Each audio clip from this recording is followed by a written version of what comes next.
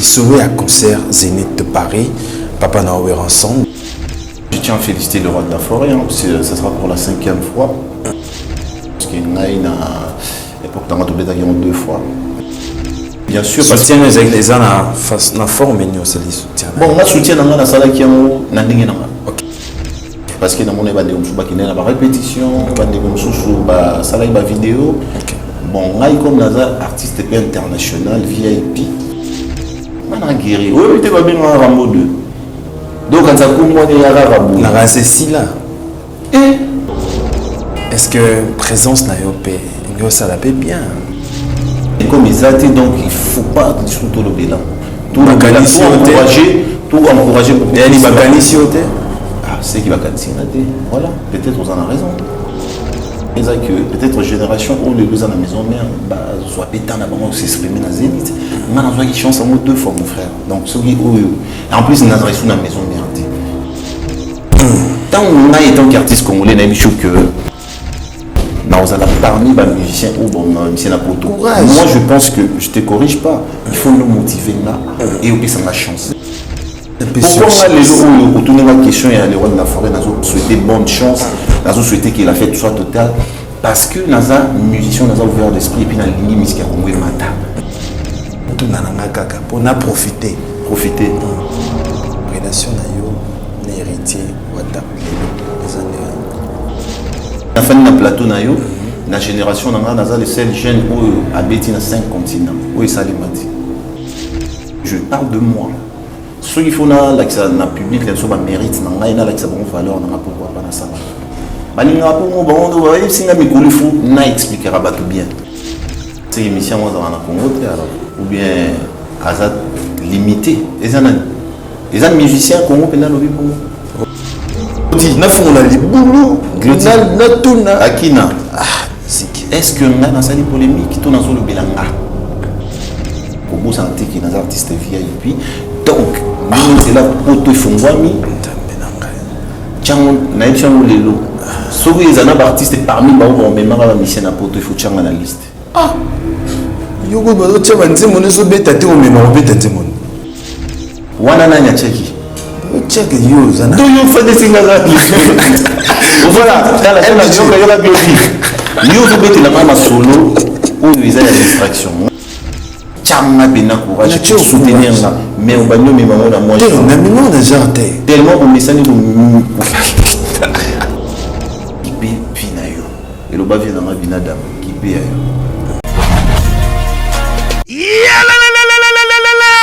après confinement, réouverture, Yanganda Taba, chez Djongade, Awa, Bokokuta, Biloko Nyonso Bolingaka ya Kotumba, lokola ntaba ya kitoko pe elengi, soso ya kotumba, ngulu ya kotumba, poaso ya kotumba, esengeli koyebake, chez Djongade, bafongolaka kobanda mokolo ya mardi, ti dimanche, awa nde sika ambiance ezali kolala, adresse ezakaka se moko, chez Djongade, weekend, boza deja ya kosepela, chaque vendredi, bobanda kozwa Suzuki Luzubu, 4x4, yende muta kosepelisa bino na ndenge ya kosakana te, oza kulia, oza komela, oza kopina. Pe chaque samedi, ekobanda kozala nde CNN, Alligator, na ba artiste mosusu, bakobanda kosepelisa bino na makinu ya defuate na bakunga ya kosakana te. Et puis, chaque dimanche, sombele suka ya bisanga, nde bokozwa les grands chanteurs, Emile alias de Mingongo, yende muta konde ko palola awa, boko sentir betue baou différence yena. Malolo. Oui frère, Babi Djonga. Futur. Hein? Nous te recevons la 50 boîtes. La Katakin, c'est Djongaske. Soki olingo sala ba réservation obengi na ba numéro oyo pe bako servir yo joli kitoko chez Djongade yango nde moboko ya ambiance na kati ya Paris. C'est naturel soit ONG Avenir pour tous APT en sigle. Nous vous présentons le service de nos boutiques online. Nous avons une boutique aide alimentaire et une autre boutique Easy Cash Turquie prix de gros. Dans notre boutique Easy Cash Turquie prix de gros, nous vous donnons la possibilité de faire vos commandes en ligne. Nous fonctionnons avec beaucoup de boutiques qui vendent des habits en Turquie au prix de gros. C'est pour vous faciliter de faire vos commandes au niveau de Turquie au prix des gros. Ça ne sert à rien de prendre le visa pour aller acheter les habits en Turquie. Vous pouvez donc commander à partir de notre boutique Easy Cash partout où vous y serez et ce sera le même prix et dans peu de temps, vous recevrez votre commande. Pour faire vos commandes, allez-y sur notre site web. Tapez www.easycashinternational.com. Vous trouverez les catalogues de nos articles comme habits, chaussures, etc. Et tout ce dont vous avez besoin. Ensuite, vous pouvez nous contacter à partir de nos coordonnées. Pour la boutique aide alimentaire, vous pouvez acheter des aliments pour vos familles à Kinshasa. Et l'ONG Avenir pour tous effectuera la livraison à domicile, sans condition et en toute sécurité, partout dans la ville de Kinshasa. Pour passer la commande de provisions pour vos familles, tapez www.avenirpourtouscongo.com. Vous trouverez toutes sortes d'aliments qu'on vend à Kinshasa, comme poulet, riz, farine de maïs, huile, etc. Faites votre choix d'aliments, ensuite passez au paiement. Utilisez votre carte de début ou Mastercard ou encore PayPal. Au moment de paiement, mettez l'adresse du bénéficiaire du colis à Kinshasa ou en Angola. Vous allez recevoir une notification de votre commande par votre courriel électronique. L'Avenir pour tous effectuera la livraison au dit endroit. Vous pouvez aussi envoyer de l'argent pour vos familles, vos proches, ainsi que les orphelins, en Angola ou en RDC. Pour tous vos transferts d'argent ainsi que les donations, veuillez visiter notre site web. Tapez www.avenirpourtouscongo.org. Vous trouverez une note technique qui vous permettra de créer un compte pour faire vos transferts d'argent ainsi que les donations. Et bien voilà, Turquie nakati ya Kinshasa, solution ya Congolais et Mounani. Nakati ya Avenir pour tous. Ou la Easy Cash. Mais ici, même prix des gros ya Turquie et ça pas besoin de billets, non plus de visa. Double S Prod présente la star originaire du Congo, le monstre d'amour africain, Félix Wazekwa. Monstre d'amour. Qui signe un grand retour sur la scène européenne après 10 ans d'absence. Accompagné de son groupe, Cultura PIV, ils seront à l'affiche au Centre culturel de l'Odyssée à Lyon, Pusignan. Où ils promettent d'éblouir le public et de donner un spectacle chorégraphique exceptionnel. Ça va danser. Nadine, Bana Dar es Salaam, Bana Poto, Bana Mokil Mobimba, Cité FC Moko, Afrique Info avec Frank Stemai, Yandankala, Twende.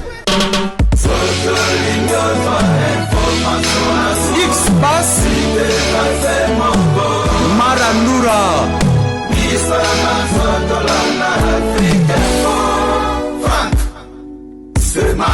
Fidèles téléspectateurs, je l'ai annoncé, Capucino sur ces plateaux, à qui je dis bonjour et bon dimanche. Bonjour Glody Akina et bonjour à tous les téléspectateurs de Sambé Digital. Ça va? Ça va très bien et toi? En forme? Très en forme.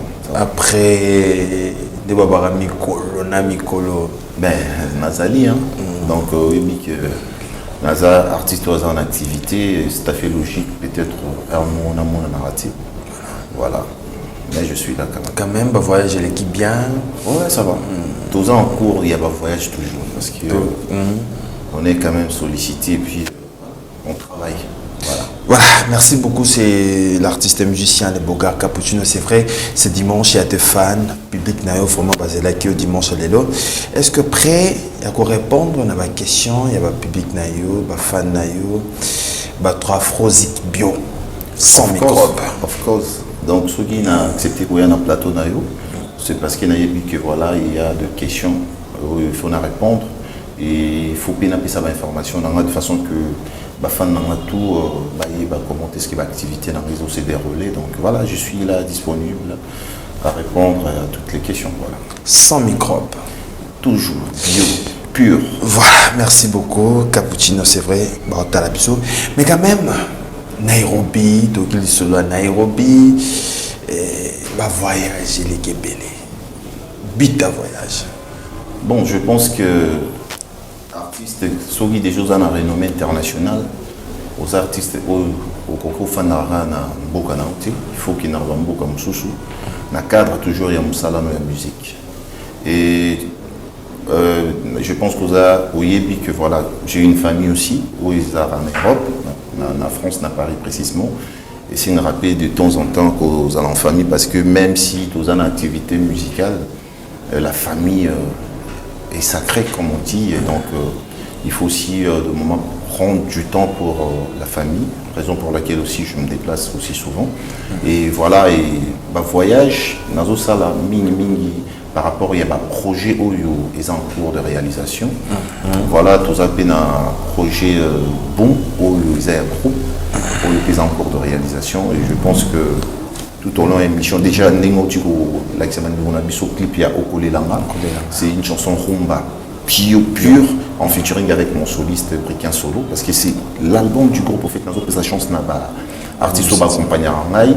Et voilà, comme on a œuvre et puis surtout se retrouver. Voilà, comme on a œuvre mais tant vraiment tu as un confinement, parce que non maladie petit qui peut sauter, on s'est dit 8 mois de banda et boti Afro Zik Bio.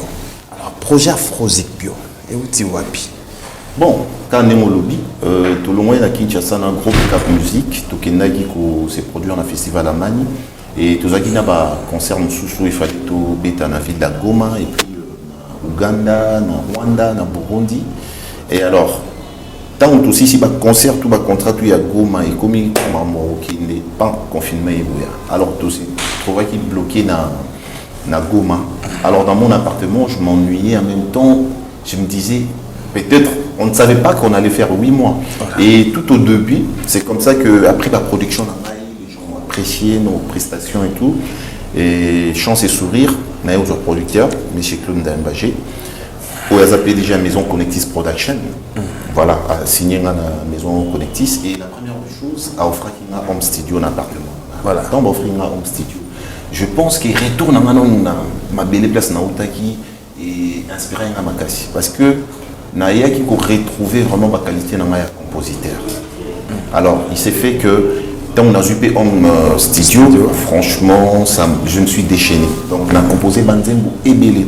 Alors, le producteur lui-même m'a dit je souhaiterais à ce que, comme nous avons un natif à Est et Koto, on va retrouver ce public, nous retrouver parce que depuis qu'on a une carrière solo, c'est la première fois. Donc, il faut nous gagner public et Bélé, à niveau Est. Et sur le cas, on a vu la Gomate, ou bien Est et Karaté, donc disons Congoté, mais il faut qu'on garde la frontière. Voilà. Alors, mais quand on peut, style qu'on règne Mikolo et Nané Cannibal.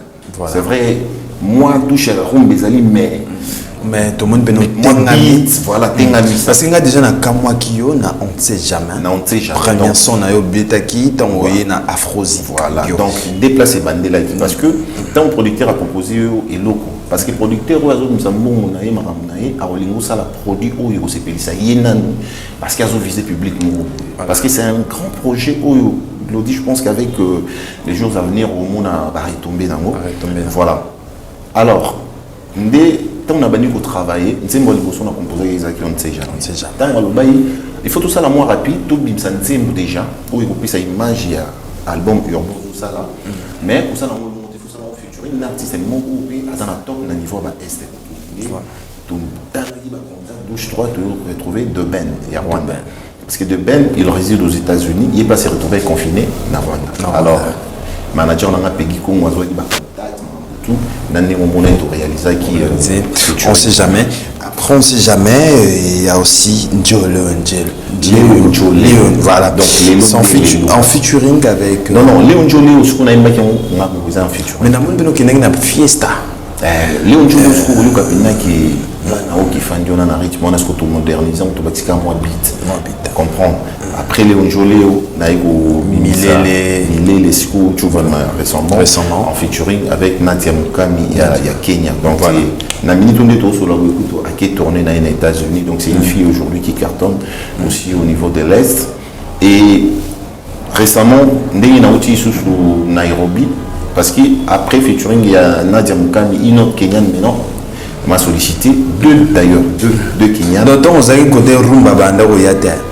Non, donc comment après, il y a aussi là que bah sollicité ngainde ou nazonga na Kenya et kozonga na Kenya comme dans une équipe managériale pe na niveau à Kenya.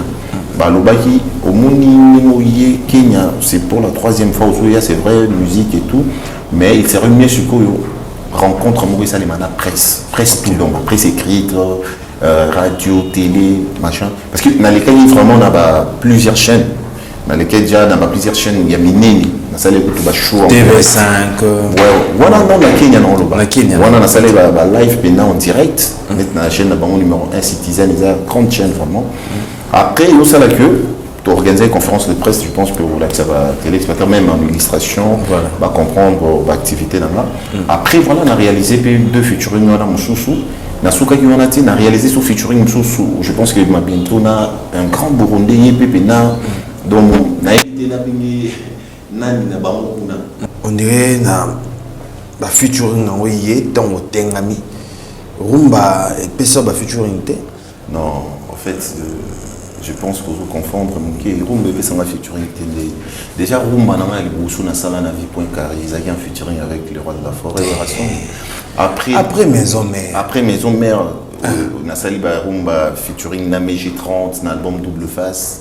Est-ce que la salle featuring na Fabregas, Maestro, Petit Jésus et single mot en droit c'est la masse dans Chadra qui est Yumaro Mankoko le silencieux la salle on a déplique donc ba featuring ils allaient inango mais par contre projet Afrozik Bio objectif na ngezani na projet on a producteur maintenant et ça que na meka ko élargir public na c'est-à-dire na l'artiste local karaté bon c'est vrai que les lots sur lobby que place tout Congolais Zouami dans le monde à travers le monde. Ceux qui vous ont dit Congolais, peut-être deux, grâce à le rôle de la forêt, bien sûr, Maison Mère, parce que tout ça dit, groupe Moroye, Bimakam, tout ça là.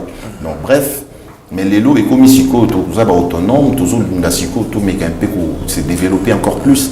Raison pour laquelle l'objectif est ça, pour élargir le public. Pour élargir le public, il faut aller chercher des featuring, il faut aller chercher des artistes qui peuvent aussi apporter en plus. Un producteur et ils ont une équipe mobile parce que on a un artiste et puis il faut donc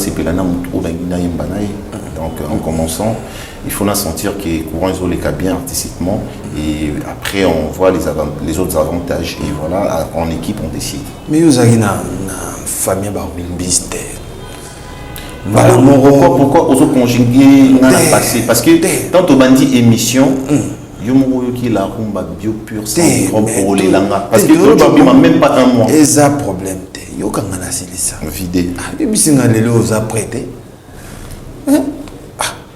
tu es bio na famille ba rumbiste parce que bande quoi na ba fro wana yo ba ngondeli pour ça la choix oye ba na oyemba na oyo na oyemba na déjà ngai na ça artiste limité Claudie parce que si tu te rappelles quand on a bandi carrière solo Nabimisaki premier single Zagisi il est fantastique après deuxième je pense qu'ils allaient qui Marceline Akata ou ils ont un générique Indoki après il y a un single Marceline Akata des Afrobeat donc c'est pour te dire déjà que à la base tout le monde a travaillé dans la police style et belle musique voilà.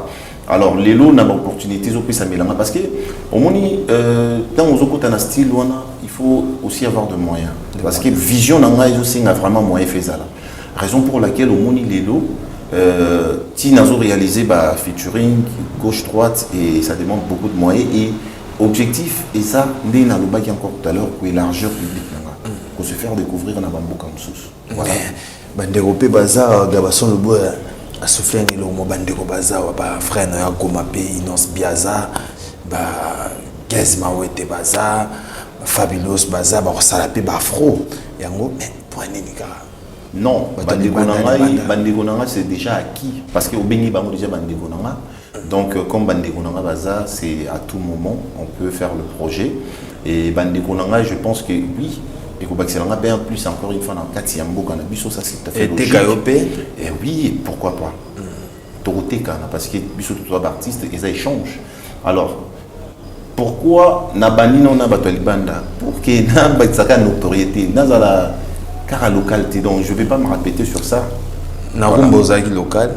Bon, tout ça, on a expliqué c'est être local, mais la communauté congolaise, oui, à travers le monde, bah, on découvrir un Okaka. Maintenant, on cherche d'autres publics, c'est-à-dire ma pays Moussous. Ok. Si je me fais comprendre. Voilà. Okay. Voilà, merci beaucoup les Bogar Capucino, c'est vrai, c'est dimanche pour Talabiso. Mais on a deux projets. Ouais, Nénéozana Messa, Boom, il y a groupe Nayo et un album Afrozik Bio. On a dit qu'on a surchargé. Est-ce qu'avec ton producteur, voilà. Donc, NASA, c'est vrai, ils a charge, mais comme NASA Moutou, quand même, NASA rationnel, n'a bien peu qu'on gérer, faire Nangaï, je pense qu'on essaie de s'en sortir, bien que ça ne soit pas facile.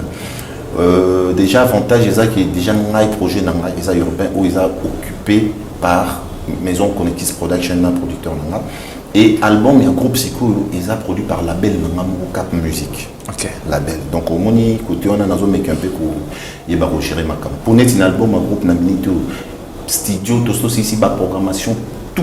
Il y a pas musicien où il faut battre Tchabanzé. Nous avons tout ça un peu organisé avec le peu de moyens qu'on a. Ben, peut-être que tout le monde lobby, on dirait, on a la bombe pour frère qui maté dans l'orchestre, parce qu'il y a Afrozik Bio, ils ont même Kaka Yomoko, Capucino Yemoko, mais na boum, ils ont la Cap Musique. Bon, de toute façon, Cap Musique c'est moi. Cappuccino, El Bijinde, Mkolo Makambu. Et Bandeko Nangai, tout va accompagner Nangai, il y a des soucis dans Zanango pour que se retrouver à bien.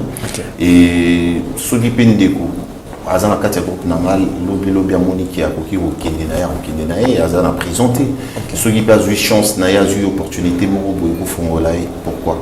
Pourquoi pas Kinde? Donc, en fait, Bissot au Viva, dans Katia Groupe, tu as eu la réalité belle. Peut-être Bissot Petokumbela Masolo, il y a un groupe Nabiso Nandingi Monstre. Là, je parle de moi personnellement. Voilà. Raison pour laquelle on a des chaînes en Anabi. Et où ils ont importé des ratos à l'arabien. Parce que dans la vie, on ne sait jamais. Des naïms, on ne sait jamais. Ceux qui ont des opportunités, il y a bien.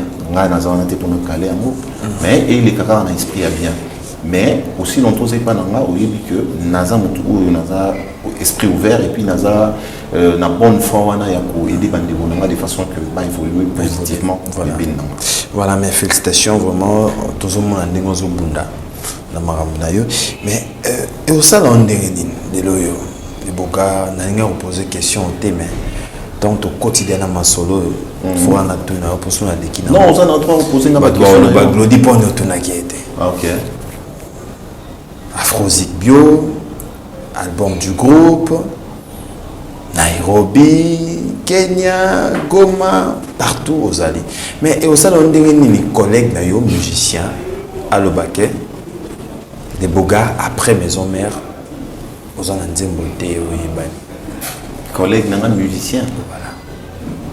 Collègues n'a musicien, parce que il faut naïba, collègues n'a musicien. Parce que en ce que je sache, et puis Nazana ba preuve nanga que musique nanga betara par. Tu as une liste de musiciens après Maison Mère, un moment où tu bêta. C'est émission moi dans Congo alors ou bien Azat limité. Les musiciens Congo pendant lobby Congo. OK, question dans lobby. Donc en fait je pense que, bon, moi je ne peux pas le juger aussi, je ne sais pas de qui il s'agit déjà. Et personnellement, je me dis qu'il y a distraction. Distraction dans le sens où moi je suis concentré, au lieu de me mettre en distraction.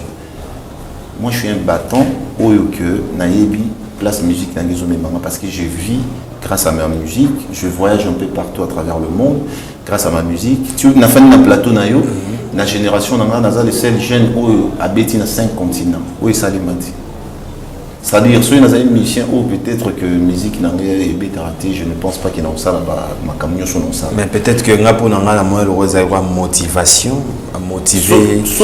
Non, est-ce que au monité qui n'a condamné n'a malobandé parce que et puis au Kobo santé qui est dans état de droit, libre expression. Sauf à PC à vie n'a rien à contredire et qu'on vexer n'a pété. Parce que ce qui est vexé n'a Et ils allons dire na reconnaître maloba ou yalobi. Ça dit des millions bras maloba et bon moi ça y na. Ils sont mignons. Na PC bon dimanche, c'est mon frère donc non. Ndé na loba qui tous na RDC, les loba état de droit, libre expression et ça analyse en développement, il na contredire et puis vexé ngati parce que ceux qui n'a mis sentir vexé c'est que vous en direz dans reconnaître mon na lobi ça la liberté d'ailleurs juger nengalingi. Mais moi je pense que jeu de preuve par exemple sur na qui nega moi si sur na personne ti bayado na yo il y a donati so qui na ba chaîne YouTube na ngai OK na ba réseaux sociaux na mais il y a le bel on côté rumba il risque mi teza bon moi les silencieux auto betana des plus gros intemporel ti ora ba militation ti les lots mais sont des musiciens à reconnaître té non hasard bon biso bato ko to na biso bon siko ceux qui y a ko influencer yo té influencer ngate ngana otuna yo il y a un lobby musique et ça tout n'a pas fan de la situation l'a été parce que je connais qui je suis et ça ne me vexe pas parce que ceux qui vexent là ils ont bien à reconnaître Maloba Ndekolanga mais ce qui est sûr il a la liberté d'expression et c'est pas à moi de lui dire tais-toi ou quoi non il a ses pensées à lui donc Natiki a la libre à s'exprimer comme il veut moi d'ailleurs je lui souhaite bonne chance et surtout que na OCP la paix bandeko nanga vraiment balandelaka vraiment makamnanga bien surtout na ba réseaux sociaux nanga parce que je suis un artiste international oyo lelo na ko se limiter tina ba makamu et au distraire parce que moi je me preuve na ba preuve nanga je pense que ce n'est pas prouvé sauf que musique nanga betara partout mais vous avez preuve on met na liste en open ndenge batangeli biso na nukina baolata papier na tia na sima tableau na omona les boga en plus you avez sa liste au ndeko nanga moko asali et ça avis na musicien donc on a na boita mais ce que ba téléspectateurs ba otalanga ba ebi répertoire nanga ba ebi valeur nanga moi je pense que mingi na otala public na biso o ebi valeur nanga ndeko nanga za libre ou ba ninga li na contredire pays mais bandeko nanga belé il faut tous à l'esprit pour les ouvrir les lots parce que musique est raté ou une active lobby musique est tout travailler tout à peine à ma preuve c'est tout mais quand même motivé et motivé on a déjà motivé depuis tant seule chaîne artiste à Tamboula 5 continents qui n'a rendu pour la musique à ça peine à œuvre valable les loups à nous ça les bandécouni bah jeunes on ça les bons albums bien mobile ma qualité à vivre car pour la musique à ça assis et puis déployer bail c'est gagné mais non répondre non c'était ça hein musique on se comprend c'est-à-dire vision dans les tellement sika que je donc chaud dessus de la mêlée il y a d'autres questions pour n'en rien que je peux pas normalement me retarder dessus mais il faut quand même m'expliquer parce que voilà les parce que verset peut battre belé ah mon vexé bateau ceux qui vexé bateau c'est qui va te déjà d'accord mais là c'est personnellement en tant qu'artiste et le respect que j'ai envers mon frère parce que moi Glody je pense que depuis longtemps tu me connais moi j'ai toujours dit na respecter un musicien congolais quel que soit le niveau na respecter un musicien congolais parce que artiste est ceux qui a eu volonté na force na à se sacrifier à côté dans studio à bimsi nzembu na clip machin les canaba partout il faut respecter mais on a mes consciences ndenge tout temps boula la musique à Congo Tony Yebi non Tony Yebi dans le sens que mutuna muto yebi ndenge na vivara et puis même bino ba journaliste pour ça on a non peut assembler belé mais boyebi que musicien tel azarabo musicien tel avarabo musicien tel donc yo boyebi bandeko na ba musicien tel ou azarabo na yebi mais ce qu'on vit ya bandeko na ba musicien na mususu na respecter rango et ceux qui n'ont les canaux TV dans le lobby la bande de il faut contrôler maloba nanga pour vexer bangote to na moquer bango respecter to na disons na loba na buka lokutati voilà ko buka lokutati mais quand même ndé bozala paix na famille wana wenge musique maison mère les loyo ba défenseur pener maison mère après maison mère ndenge yo yebi ozala nani c'est belé mais ngana zona ti ngana sana nga ba liste ba tuti monte nzema ba liste te mon mignon bon ma et ça les liste na moni ya ba casque comme ça ba liste nga siko na sala na ba liste ti non mais moi je respecte tout le monde Glody il faut tous à la bateau tous à rationnel hein, quelque part c'est-à-dire il faut respecter l'artiste il faut que ça me toute chance parce que ndeto ya na mokili nzambe tu vois. Alors il faut donner la chance à tout le monde. C'est la raison pour laquelle moi je t'ai dit, je respecte le travail de tout le monde. Okay. Voilà, merci beaucoup. C'est l'artiste et musicien de Bogar LBG Cappuccino par réaction de Belé dimanche à l'eau. Maintenant Lingato Tala Milele. Tala non bas niveau. Au début on a un dimanche à l'eau. Milele. La deuxième on a ba fan puis à la bonne musique, surtout ba vrai connaisseur ba Obaimi, ba Valère il y a seul jeune artiste à Beta 5 continent. Parce que les gars ont insisté dans le monde. Parce que mais si on a inventé valeur na fini mutu. On a mis comme ici na ngapo na nga. Au moins la musique congolaise quelque part. Tu sais que je suis pas quelqu'un qui parle trop. Mais les gens ils me disent 5 continents. Non en fait les gens ils me disent Nazar artiste est mon international reconnu parce que Nazar m'a belé mais na lobela monti. Nazar ba evra danger. Raison pour laquelle Kotaba Est kuna moi tanga nazana côté kuna moi nazana leader Est pe bazali mais na yuna nde to fani na plateau bi parmi ba monsieur VIP à RDC Nazari VIP là j'ai dit bien parce que moi nazara net par exemple na par exemple moi OK oui ba grand abisonyo sur RDC donc on a respecté un peu plus sa valeur et bah yamba on a comme un grand artiste parce que VIP par exemple on a repris ça par exemple les belé quand ça va jouer bon bref tous les cas par exemple des VIP on est à côté c'est-à-dire on a zappé na VIP na artiste soit bête en musique il y a VIP na zappé na VIP na zama tout VIP oh yo bien monté yo singa le côté de la liste yo big na boza parmi c'est-à-dire après yo mais oui parce que après yo si on a la salle la liste on a dit mais to yebi ba VIP c'est-à-dire faut tu as VIP il faut tu oui parce que on moni ba grand artiste tout ya ko monyo so ba sala presque na sala na bien presque parce que il y a ba banderole il y a ba $100 200 au fani nanga o yebite ki na beta concert à $50 na $100 na village Chetemba. Oui bien passé. Ah les passé mais na beta mo. Oui prix à concert mais il y a show nanga il y a Melbourne en Australie ça va combien? Pesa na pour yon to. $100 australiens na $50 australiens. Na kina en Afrique du Sud na beta na Johannesburg. Concert nangai oui vous avez combien? Il faut que tout n'avait dans Charles Tite na fini quoi Djobour n'avait dans des Chombo ba poison comment dirais-je vient dans poison Kasereka hein na bête concert VIP na ville à Goma oui il faut t'aimer combien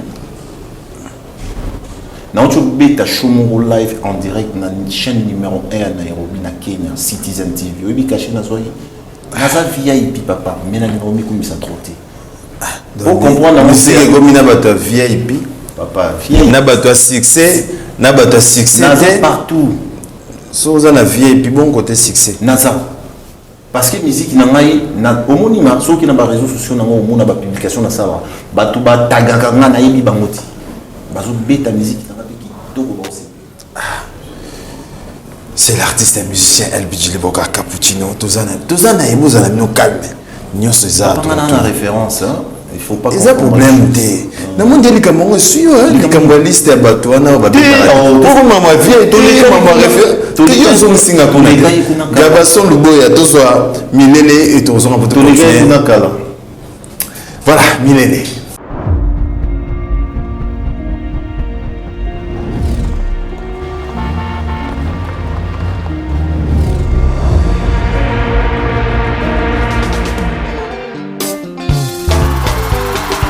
Kozala les a déjà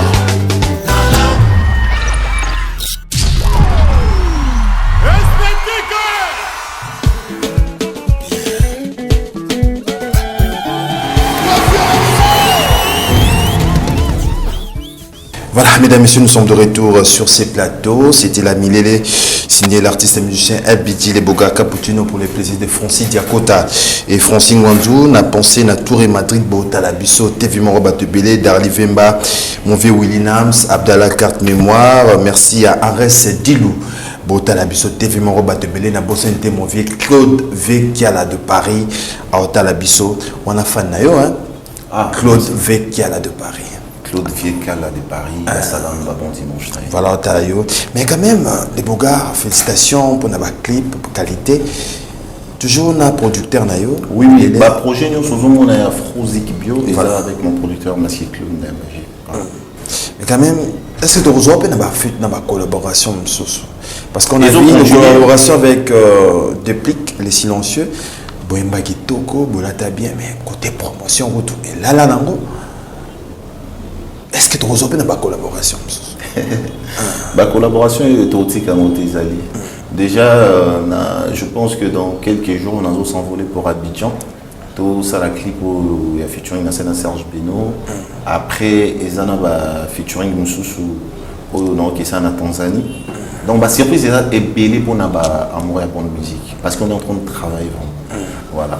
Mais après, Déplique, la surprise est belle. La surprise est allée. La surprise est allée. On continue de travailler. Alors, promotion,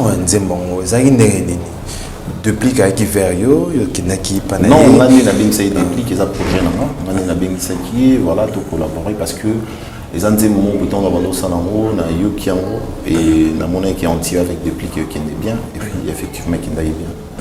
Voilà. Mais promotion, il a dit. Promotion et là l'année promotion mis ça là sans bino bah œuvre en absolu à valeur telle la mission publique et on a signé en bino presse boy d'Arabie Saoudite beaucoup plus na promouvoir bah œuvre parce que nazo insisté pour le bango les lots na RDC n'a pas mis bah jeune artiste au babet en musique il y a solo il y a valable na VIP en plus VIP effectivement yo dit que ngam pour le concert pour VIP on a remarqué on dit il y a sous que ça et ça y sous son village chez Temba il y a sous. Il y a une invitation. Ah bon? Invitation des Amaratin. Il faut savoir que votre VIP pour cette invitation. Peut-être qu'on va continuer dans le village et on va sentir qu'il va y avoir champagne, il va y avoir bière. C'est avoir un VIP. Ne peut pas monter dans NL Nati Lokole. Et puis c'est un glodi jusque-là. Capuchino, sans polémique. Mais nous avons côté ça, on a la terrain. Bon, est-ce que Glodi, na fond la libulu, Glodi, na tuna, Akina. Est-ce que on a dans cette polémique, tout dans le belanga. Polémique ils alors que oye na média ou comment le bela baninga na yo bazo vivre vie na bango, tika baninga ba vivre vie na bango, yo comment le bela bango, au lieu qui paie vie na yo. Et le ba vie na ma vie na dame qui paie yo. Voilà, moi je parle de moi. Ceux qui font là le public, les gens méritent, ils ont une valeur, pourquoi pas dans ça. Baninga pour moi, bon, si on a mis le fou, on expliquera tout bien. Ben oui. Donc il y a un pembe. Non. Pembe, vérité. Oui, la vérité reste la vérité, mon frère. Voilà, mais ils ont un de romans. Si on a glodé encore de l'eau, les beaux gars, dans les années près, ils répondent à ma question. On a tout pour profiter. Profiter. Relation on a tout une relation yo na héritier wata les années relation ça très bien voilà ça l'aura très bien yo mon été récemment l'anniversaire on a la fan d'ailleurs on a chef a publié on a souhaité un joyeux anniversaire il est pas anniversaire on est dans salle et l'axini ils a déjà moi signe pour l'annulation dans les réseaux sociaux pour comprendre on est bien il y a pas de souci. Voilà, on a une question à Lauriane Choba à répondre Bissot, mais quand même, Babina Touna, les lots en andako loyembo, les lots ont préparé 2 projets, Afrozik Bio et boum. Est-ce que vous avez tant au Kaba frère? Si album, des lots, album, ils avaient payé dans le marché. Bien sûr, il faut naïo Kabango parce que c'est vrai qu'il a s'est concentré dans ma capacité. Voilà. Pour on a payé dans un plein enregistrement et à des projets, ça me prend la tête, je voyage tout le temps aussi. Tout le temps. Mais en tout cas, tout, et puis on a félicité Bango. On félicité Bango et Et spécialement, on se féliciter mon jeune frère Buna Filé. En tout cas, au Soukola Rumba, au Bétamina la Rumba Bio. Buna Filé. Musique. Non, il faut encourager les gens. Ça y est, il y a Buna Filé, il y a Héritier, à album, il y a Déplique Pomba. Oui. Voilà. Je pense que jusque-là, on a bien. Mais quand même, est-ce que ça va dire que vous avez là? Bon, si il y a un lobby, là aussi, il faut se concentrer, écoute comme frère. Pour dire il faut se concentrer. Il faut se concentrer pour que nous mémoriser.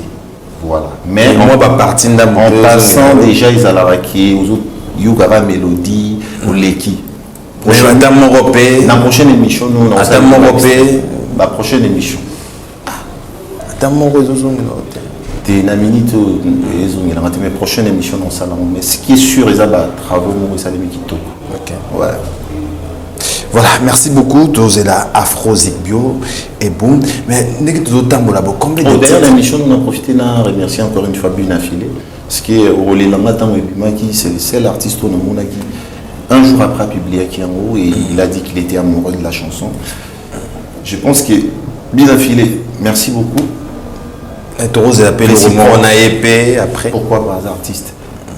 Parmi les jeunes, les gens qui ont été qui extrait à lobby bien que je suis amoureux de cette chanson. Cela veut dire quoi? Artiste est VIP.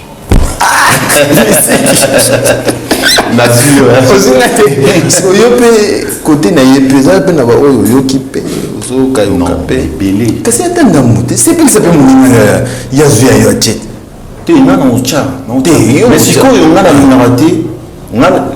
message dans la principale des non remerciements.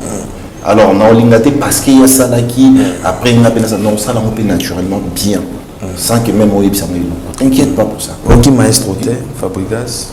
Bien sûr on a eu Fab on a fait musique. Voilà, merci beaucoup les Bogar Capucino mais il serait à concert Zénith de Paris. Papa Naouer ensemble le 25, les 17 et comme il est là, le 25 septembre, toujours dans Zénith de Paris. Impressionnant d'abord. Déjà, je tiens à féliciter le roi de la forêt, hein, parce que ça sera pour la 5e fois à BT la sous Zénith. Je pense qu'il y a une époque dans la 2 fois. Et le message principal de la minute, c'est encourager le roi de la forêt et surtout qu'on souhaitait bonne chance, concert et les cas bien et que la fête soit totale. Donc c'est une fierté aujourd'hui pour la musique congolaise, comme on a qui reprendre encore ma grande salle. Donc ça donne espoir, mais au bout santé qui est un artiste VIP. Donc, nous c'est là pour tout fongwami. Tiens, naïtiamo lelo. Sauf les artistes parmi eux, on met ma mission à pour tout faut tiens la liste. Yoko bazo tchama nzemo neso beta te o mema o beta nzemo. Wana na nyacheki. O cheke yo zana. Do yo fa de singa za. Voilà, dans la yoga yoga biologie. Yo zo beta la mama solo ou ils ont la distraction. Ngana o beta no ma solo siko ya vision na projet.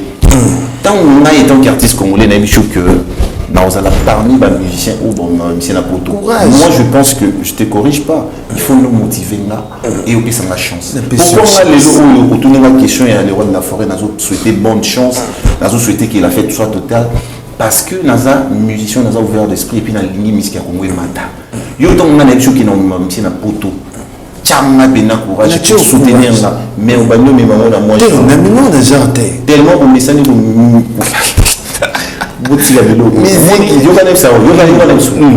Bino ba journaliste congolais pour aider musique bien Congo. Un homme doit un problème d'investigation pour ça investigation par rapport à l'artiste Nabi. Yo comprendre nga pe il y a mon lobby pour aider la musique. On comprend nga côté na mais. So net nga na idée dans na insister on a parmi les musiciens dans monsieur na poto. Na insister. Puis tomber ta concert au monde a plein. Parce que moi na sana sala ba show na nyanga mo na poto. Na sana ba Suisse, na sana ba Lyon. Na ça bon, au Australie national lo ba ki tout. 5 continents, na zo arabe. C'est-à-dire ton y a un groupe, na za mission za mayele, na ebi pe nini na préparer terrain. Et puis na za pe na ba base. T'inquiète. On a guéri. Oui, tu vas bien en Rambo 2. Donc, quand ça commence, il y a un Rambo. On a rassé si là. Eh, Makamou non ça. Makamou non ça là. Rambo Daza toujours. Ouais. Parce que en fait, la vie c'est un combat. Voilà. Et ça la eu, après, c'est mon écoute, évolution positive, ma caisse, n'a encouragé, puis m'a félicité. Merci. Au moins de moi, je reconnais, je te félicite. Merci. Et je t'ai dit, va de l'avant. C'est encore mieux. Merci. Donc, yo pétant mourir, il faut mourir. Félicité yo. Nalobi a mis les félicitations. Nalobi a wanjole. Nanga ko donner autant le titre na yo. Na yo karango félicitations to yo les gars. Na CP là, au soutenir projet dans l'année Nalobi dans un parmi d'artistes au bar Michel Napoto. Et ça va bien. Voilà, merci beaucoup. Mais quand même, invité na Zénith de Paris et le roi de la forêt, aux invités. Non, on a invité. Et je pense que on va inviter vraiment bonne chance et je suis content pour eux. Et en même temps, on a bien un calendrier, on a tombé que voilà, je suis au Congo et je voyage trop. Alors on est dans le Congo, on a profité vraiment, tout aussi ça va travailler tout ça. Et en même temps, je pense que d'ici là, toujours on a tourné, on a fait au Katanga, on a Bachi, Koulozi, Bakotu, on a tourné à Burkina. Donc voilà, toujours bosser. Mais quand même, mon encouragement est comme déjà le roi de la forêt. Oui, bien sûr. Soutien les gens na forme nous c'est les soutien. Bon, on a soutien dans la salle qui est na ndenge na. OK. Parce que dans mon bande on qui na répétition, bande comme sous ba salle ba vidéo. OK. Bon, on comme Nazar artiste international VIP so qui na Facebook nanga.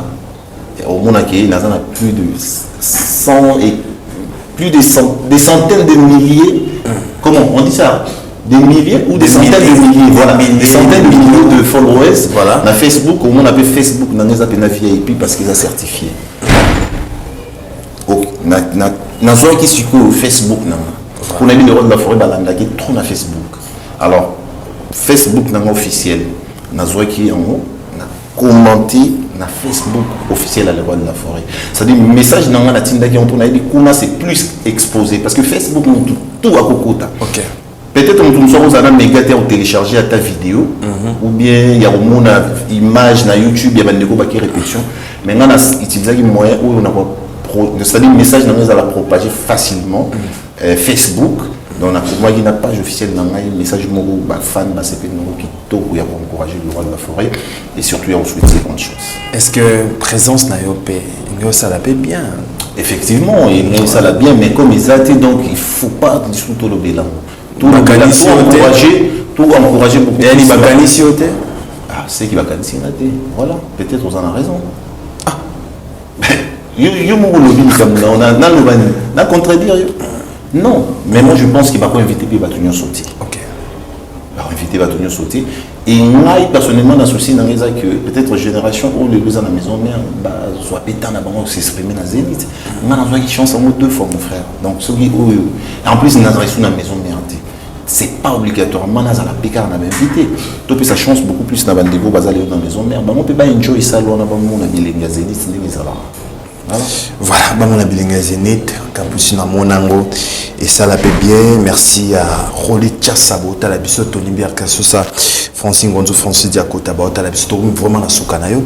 Mais, dans la soukanayo, n'a pas de soukanayo, il a trop disque. Problème T. Oh mon Dieu. Comment il s'appelle les frères Oazotino Betanamassa? Non, Fabrice Bengo. Fabrice Bengo. Voilà, merci beaucoup. Vraiment, boum, Afrozik, Ané Okaka.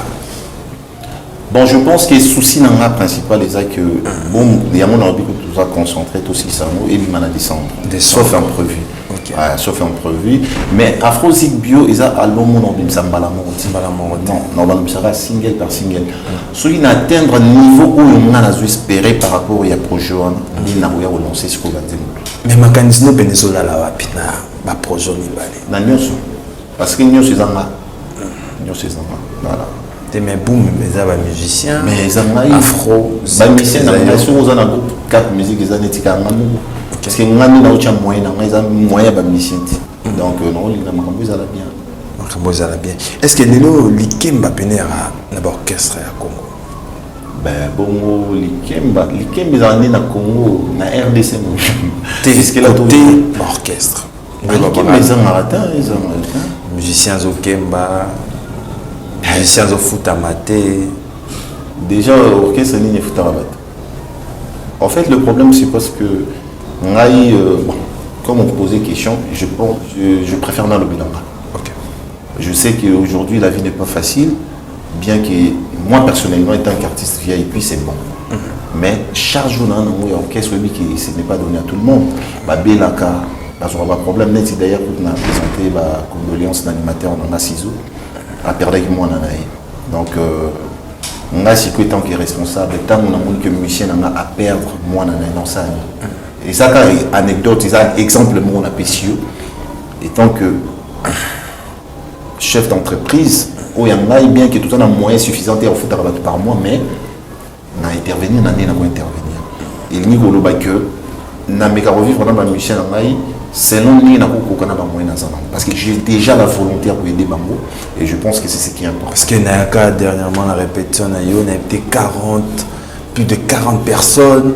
Et transport et puis naza peut-être celle bon VIP pardon VIP a déconné mon kinanga na celle leader c'est pas bien c'est être trop prétentieux excusez-moi non naza peut-être parmi les leaders ou les na moyen na mon mission sur la répétition on fait là dans transport et c'est pas facile yo mo tant en nombre il y a pas musicien. Et on a mis ce problème. Non, on essaie d'être solidaire. Et puis voilà. Je pense qu'il y a moins des autres qui ont là parce que au moins, on a esprit, on a aussi sacrifié pour la bande. C'est important. Mais quand même, les tolba m'envoient salaire. Salaire, ils attirent. La maison, mais au foot à mater. Ils alarati. On a écouté ma question parce qu'il y a déjà remboursé. Déjà dans la maison mère, les rôles de la forêt acceptent sur le péché. C'est-à-dire que il y a des l'année qui est des poteaux. Tous les gens ont des montés. Tout le monde a voiture des montés. Bah pas la Suisse a des montés. Tout le monde a une idéologie. On a des choses dans la vie depuis Kala.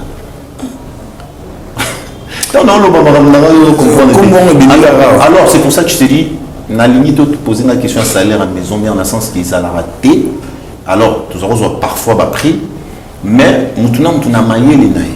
Nous avons utilisé la relation de façon qui est Azara Kitoko. Mais ça a l'air de et il ne faut pas le faire, c'est un sujet polémique parce que dans le bien vraiment, sans mauvaise intention, dans le bien naturellement, parce que c'est quelque chose qu'on a accepté, ou que les lobbies ont critiqué à monter négativement. On a accepté parce que on était d'ailleurs aveuglés, on n'y pensait même pas. Parce que tout ça, il n'y a pas moyen d'action mon chouchou. Tout ça, aveuglés.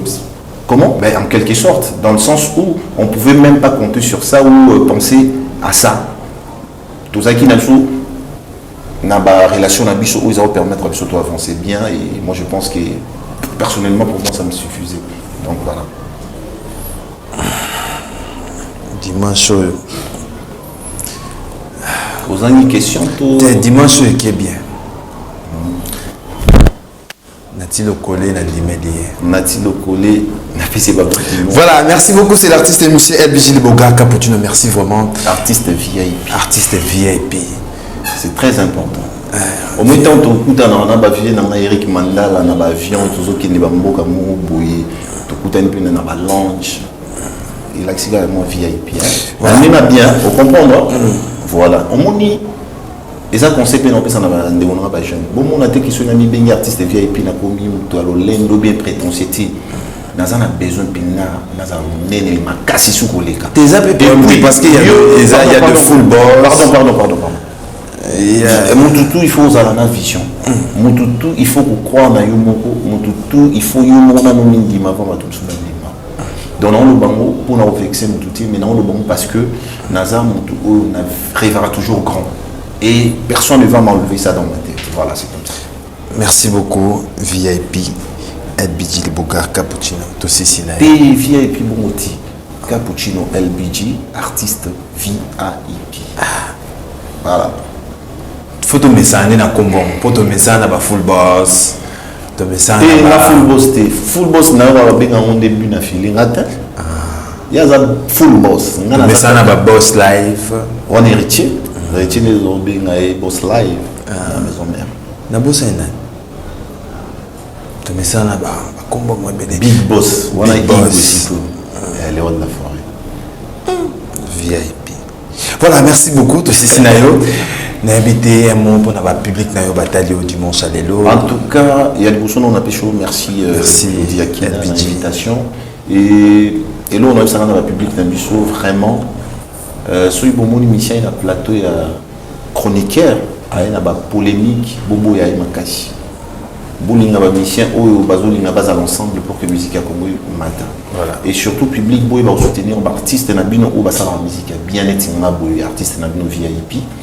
Parce que dans un parmi les rares jeunes autour de sa musique qui est solo, voilà, j'insiste là-dessus. Vous qui êtes la chaîne YouTube Nangaï Cappuccino LBG, vous s'abonnez massivement. Vous follow, vous suivre Instagram Cappuccino LBG officiel, Facebook Cappuccino LBG officiel, et surtout bientôt là maintenant le public n'a pas qui tient ça on prépare les nouvelles surprises. Il y a Ebélé, il y a Ebélé, il y a bien concert VIP et puis total là concert monsieur plus populaire et pour retenir que nous avons parmi les artistes congolais, ceux qui ont été familles bien là, bon, qui m'appelle. Pardon? Voilà, merci beaucoup. C'est le beau gars Cappuccino. 2-3 personnes bataillées au dimanche à l'élo. Mais comment vous le bélo va bon? Ah? Non, tout le monde. On a un exemple pour la mission en Maï. Oui, bien. Au salut ma bien. N'a pas annulé dans ma projet en bas. Quoi annulé? Bon, la petite mot de la bande de LBG. Merci l'équipe technique Mumbai SMBDG. Voilà. Et bon dimanche, Nanga Eddie Murphy, les leaders de l'Est, et qui Socrate na idéologie. Bon dimanche, Naba staff, Nanga tu Europe.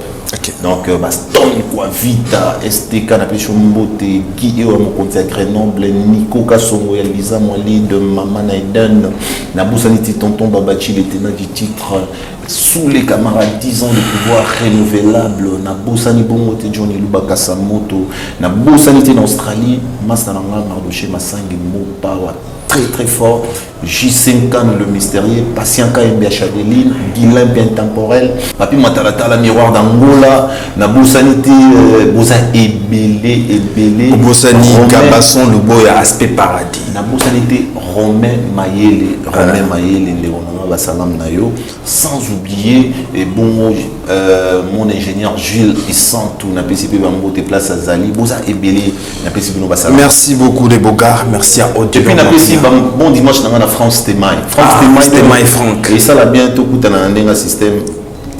Voilà, merci beaucoup, merci France Témaï. Et puis les Anamas Salanga l'espagnol noir, Moussaki Outou, il y a Martha, il y a Zalia Anakin Naminito, vraiment. C'est pas bon dimanche. Patrick Kimbi, Sylvie Ferro. Merci. Pas bon dimanche, Nayo. Papa, on le met à boire à battre. Merci. Tout ce qu'il y a 2 minutes. Tout ce qu'il y a 2 minutes. Bon, ça va, Nati. Voilà, merci beaucoup. Merci les beaux gars. Cappuccino, merci de passer dans le journal culturel. En tout cas, je vous dis, c'est un plaisir partagé. Merci beaucoup à Kadi Kadima Diminkara. Merci à Alain Boïka. Honorable Alain Boïka, merci à Odilon Mampouya, merci au boss Robert 277, merci à Belge Noir, Darlivemba, Botali Bisso, Ebele Bele, na Bossanité, John Motosia, Baz Sandoa, Oya Bokar Sonen, Sadam Lombe Kaplenga, Bozana Botali Bisso, Edi Mei, Plamedi Bonnet. Merci à Bruno Lubika, bon, il y a propre, merci à mon équipe. Merci. Pardon. Ok. Finalement, Salomon Ben Saloum, Yatina Ngingele. Voilà. On a passé un bon dimanche, je viens dans la Salomon, Ben Salom, Naomi Sinumba dans USA. Et Marambo Beleza, mais on a détaillé un monté, mais c'est pas grave, prochainement. Voilà, prochainement, tu rejoins au Divine Armanda. Et sans oublier aussi, au Canada, Liv Caribou. Liv Caribou au Canada, puis on a passé un Salomon. Merci beaucoup. Ares Dilou, merci à Yoris Miateza, Urso Hindou, merci à Pepe Salagordiola, Mama Kika, Janiko Dia, MC Riga, Gaïdon Daka, MC Riga, n'a pas salam, sans oublier Champi qui n'a pas monté Mamalang. Ah, n'a pas poussé Bengo, Abaïna Takeo. Merci, on se retrouve déjà. Demain.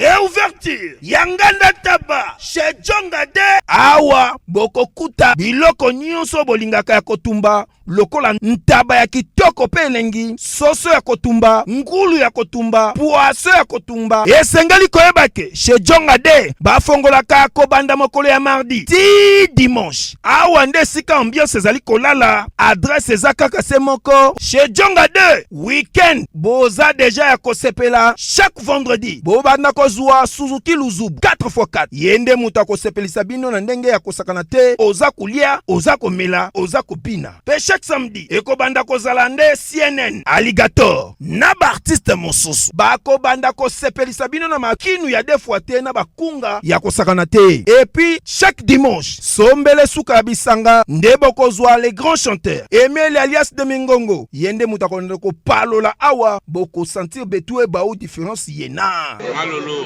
Oui frère, Babi Djonga. La Congolia. Futur. Hein? Nous te reçons la 50 boîtes. La Katakin, c'est Djonga. Soki olingo sala ba réservation obengi na ba numéro oyo pe bako servir yo joli kitoko chez Djonga de yango nde moboko ya ambiance na kati ya Paris. C'est naturel soin. ONG Avenir pour tous APT en sigle. Nous vous présentons le service de nos boutiques online. Nous avons une boutique aide alimentaire et une autre boutique Easy Cash Turquie prix de gros. Dans notre boutique Easy Cash Turquie prix de gros, nous vous donnons la possibilité de faire vos commandes en ligne. Nous fonctionnons avec beaucoup de boutiques qui vendent des habits en Turquie au prix de gros. C'est pour vous faciliter de faire vos commandes au niveau de Turquie au prix de gros. Ça ne sert à rien de prendre le visa pour aller acheter les habits en Turquie. Vous pouvez donc commander à partir de notre boutique Easy Cash partout où vous y serez et ce sera le même prix et dans peu de temps, vous recevrez votre commande. Pour faire vos commandes, allez-y sur notre site web. Tapez www.easycashinternational.com. Vous trouverez les catalogues de nos articles comme habits, chaussures, etc. et tout ce dont vous avez besoin. Ensuite, vous pouvez nous contacter à partir de nos coordonnées. Pour la boutique aide alimentaire, vous pouvez acheter des aliments pour vos familles à Kinshasa. Et l'ONG Avenir pour tous effectuera la livraison à domicile, sans condition et en toute sécurité, partout dans la ville de Kinshasa. Pour passer la commande de provisions pour vos familles, tapez www.avenirpourtouscongo.com. Vous trouverez toutes sortes d'aliments qu'on vend à Kinshasa, comme poulet, riz, farine de maïs, huile, etc. Faites votre choix d'aliments, ensuite passez au paiement.